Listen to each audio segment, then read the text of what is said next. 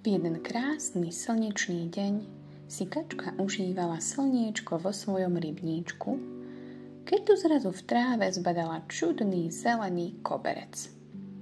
Vrtalo jej to v hlave, čo to asi môže byť. Čo to len môže byť? Veď to tu minulú jeseň ešte nebolo. Podišla bližšie a začala si zelené rastlinky starostlivo obzerať. Podobali sa na nejakú bylinu. Skúsim to odtrhnúť, aby som to mohla ukázať Gabke a Berťovi. Určite to budú chcieť vidieť. Lenže ako to chcela svojim kačacím krídlom vziať, zrazu ju tá čudesná rastlinka poškriabala a ona zakačkala. Au! Bola z toho úplne mimo. Nevedela, že táto bylina ju môže takto poprhliť. Rapotačka veľa nerozmýšľala a hýbaj ho za Berťom a Gabou. Našla ich oboch u vlčka v jeho chalúbke. Práve sa chystali upiecť domácu pizzu. Berťo Rapotačku počul už z diaľky. Berťo! Berťo! Lapala po dychu. Chcem ti niečo ukázať. Našla som to pri mojom jazierku. Pozri, je to nejaká čudná bylina. Odkedy som sa jej dotkla, bolí ma krídlo. Nevieš náhodou, ako sa volá? Berťo vzal rastlinku do svojej labky a tiež sa poprhlil. Au! Skríkol. Je to veľmi nepríjemné, ako by mi chodili po lábe mravce.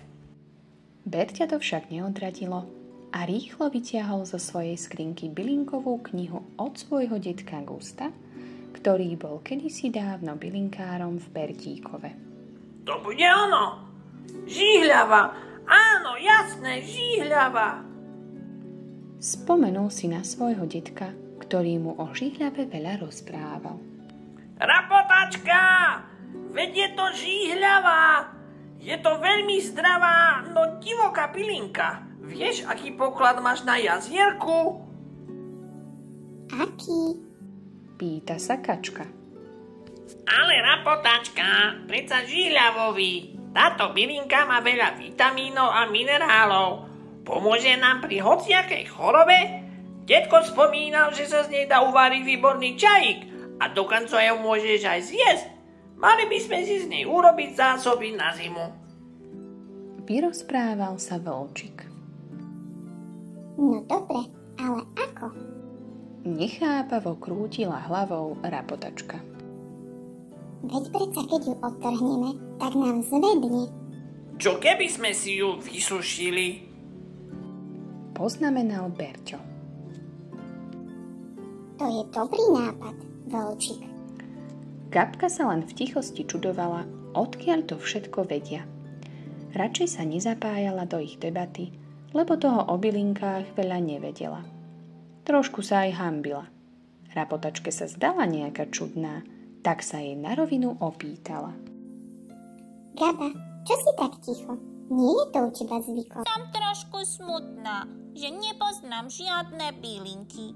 A keď vás pozorujem, koľko toho už viete? Žabka ešte viac zosmutnela. Ale Gabka, nič si z toho nerob. Ani ja ich veľa nepoznám. Uistila ju Rapotačka. Ale nikdy nie je neskoro sa niečo nové naučiť. Máš úplnú pravdu, Rapotačka. Poďme si ju ešte raz obzrieť a natrhať k môjmu jazierku. Tentokrát si všetci traja vzali so sebou aj rukavice, aby ich žihľava nepoprhlila. Nazbierali si plný košík a ponáhľali sa spolu k Berťovi, aby si mohli urobiť výborný žihľavový čajík. Nakoniec zistili, že žihľava rastie skoro všade. Aj Gaba si ju našla pri svojom obchodíku. Veľmi sa tešili, že sa niečo nové naučili. Tak čo, deti? Poznáte aj vy túto zázračnú bylinku? Naši kamaráti z Bertíkova už áno.